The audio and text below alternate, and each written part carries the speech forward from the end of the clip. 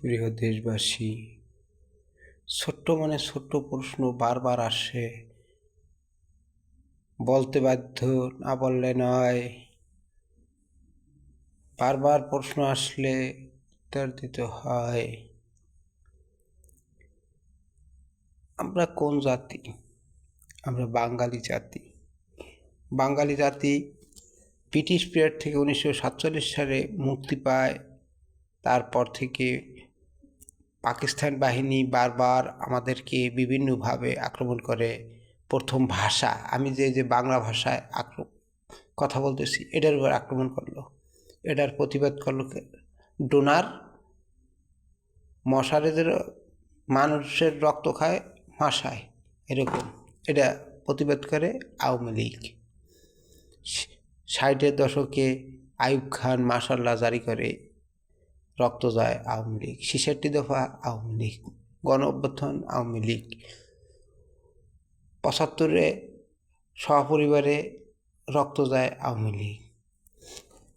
তারপরে স্বৈরাচার শাসনের পতনে রক্ত দেয় আওয়ামী লীগ। দুর্নীতি ইটি থেকে মুক্তি দেওয়ার জন্য আওয়ামী লীগ, প্রায় আওয়ামী লীগ। আবার ধানের শীষের জন্ম হয় কীভাবে? সামরিক শাসন থেকে তারা পরে হানা ভোট দিয়ে হয়। আবার এরশাদেরও জন্ম ওইভাবে। ধানের শীষ আর লাঙ্গলের জন্ম কিন্তু প্রায় একই ক্লাসের। এখন আমি তো মানুষ, আমারও ভুল হতে পারে, কথা হলো কি। কিন্তু আওয়ামী লীগের জন্ম হইল এখন হয়েছে কতকে কষলো যে আওয়ামী লীগ 41 বছরে আসতে পারবে না। এখন ওরা আবার আছে কি 42 বছরে তো আসতে পারবো না, তো দাঁড়া আমরা একটু আজকে দেখাই দিই। এখন 42 বছর তো অতগু লাগবে। আরে ভাই, বহুত মুহুত রিজিক দৌলত বৃষ্টি বিয়া। আর আল্লাহ কি করছে, দিনকে রাত করে, রাতকে করে, ছোটকে বড় করে, বড়কে এই ছোট করে। তারপরে রাজাকে বাচ্চা করে, রাজা ফকির হয়, ফকিরকে বাচ্চা করে, এইভাবে ঘুলিপাক করে। ওলা নাবলুয়ান্নাকুম, ঝড় তুফান বিভিন্নভাবে আল্লাহ পরীক্ষা করে। তাই আমার কথা হলো কি, পাবলিক ওই যে নাঙ্গল, ওরা তো অগবিতার। আমি সব দলে, আওয়ামী লীগের ভিতরে দুর্নীতি দেখি, বিএনপির ভিতরে দেখি, অন্যান্য যারা জামাত ইসলাম, তারা তো ওই যে ইসলামী যেটা ব্যাংক ট্যাঙ্ক, তাদের নিজস্ব লোকজন নিয়ে এনেছে। এখন জাতীয় পার্টির ভিতরে ওই রকম অতটা পাই নেই, হালকা পাতলা।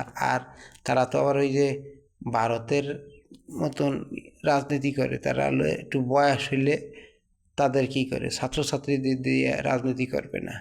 আরে বেড়া, ওই ইতি ভুল করছোস। এখন তোরা আগে মানুষের হেল্প নেছ, এখন তোরা আবার একটু হেল্প দে, তোদের মাধ্যমে মানুষ আবার হেল্প নিক। যাদের নিবন্ধন বাতিল করছে, যখন যেমন তখন তেমন এদেশে রাজনীতি। এখন আগে অনেক লোক এসছে, একজনের উপর ভর করি আর একজন আসছে, তো উপর ভর করি আবার যদি কেউ পারে তা আসবে। আবার ওই যে আজকে দেখলাম এনসিপির উপর ভর করে, বিএনপির উপর ভর করে, আওয়ামী লীগের উপর ভর করছে সবাই। এখন তারা আবার ভর করা শুরু করছে সবার উপর। এখন আমার কথা হলো কি, জাতীয় পার্টি তোরা দাঁড়া, দেখি জনগণ তোকে যদি চায় তাই তোরা হবি, সরকার গঠন করবি। কিন্তু ভাই আমার একটা কথা হলো কি, আমার একটা কথা, একটাই স্পষ্ট কথা, সেটা হলো আপনারা সবার কাছে আমার একটা অনুরোধ, আপনারা 71-এর সংবিধান, লাল সবুজের পতাকা, বাংলা ভাষা মাতৃভাষাকে বাঁচান। উর্দু ভাষা আর ফার্সি ভাষা আর ভাষার মতন আর করেন। ইংরেজি ভাষা এলে ইংরেজ, ফরাসি ভাষা, বাংলাদেশ একবার স্বাধীন হয় নাই, আরও 2-3 বার স্বাধীন হয়েছে। ফরাসিদের কাছ থেকে হয়েছে, ইংরেজদের কাছ থেকে হয়েছে, পাকিস্তান থেকে হয়েছে। 3 বার স্বাধীন হয়েছে, 3 বার আমার জানার মধ্যে। তো আমার কথা হলো আপনাদের প্রতি, সবার প্রতি, 18 কোটি লোকের প্রতি আমার আহ্বান যে আপনারা 71-এর সংবিধান বাঁচান। আমি বলি না যে অমুক রাজনীতিরে ভোট দিতে হবে, কিন্তু যারা বাংলাদেশে মাতৃভাষাকে বাঁচান, মাতৃভাষা পক্ষে যারা মুক্তিযুদ্ধের পক্ষে বাঁচান, কোঠা আন্দোলন নিয়ে করবে যারা যারা করছিল, আওয়ামী লীগের শত্রু ছিল, বিএনপি শত্রু থাকে, এরকম নিজের ঘরের শত্রুই বড় শত্রু। আমার কথা হলো কি, সর্বোপরি কথা যে আপনারা বাংলাদেশের মানচিত্রকে বাঁচাইতে হলে কী করতে হবে, এমন এক দল ক্ষমতা আনতে হবে যারা ওইটারে ঠিক রেখে। তা না হইলে ওই সময় 16ই ডিসেম্বর পাকিস্তান হানাদার বাহিনী চলে গেল, তারপরে এদেশে এমন কোনো বেড়ার জন্ম হইল না বা এমনই এলো না সে অমুক নেই আমরা করি। তো ওই বেড়া আসার পরে যখন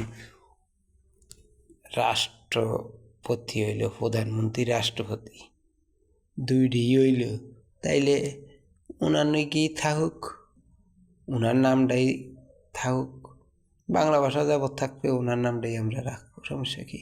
আমাকে তো আর নেই। স্পষ্টবাদী স্পষ্ট কথা বলি, এতে কাউকে ভয় করারই নেই। আমি তো কই নেই, আবার অনেকে যাইয়া যে সব বক্তৃতা দেয় সব শুনি দেখি, কিন্তু উত্তর দিই না। আমিও মানুষ, আমারও ভুল হবে, সংশোধন করতে হবে। মানুষের নাম নাচ রাখা হয়েছে, সে ভুল করবে, সংশোধন করতে হবে। লাইক শেয়ার কমেন্ট করবেন, এবং এগুলি যারা প্রতিবাদ না করবে তারাও এই বাঙালি জাতি কিনা আমার এতেও প্রশ্ন আছে। লাইক শেয়ার কমেন্টে জানাইতে হবে, বলতে হবে এবং বুঝতে হবে।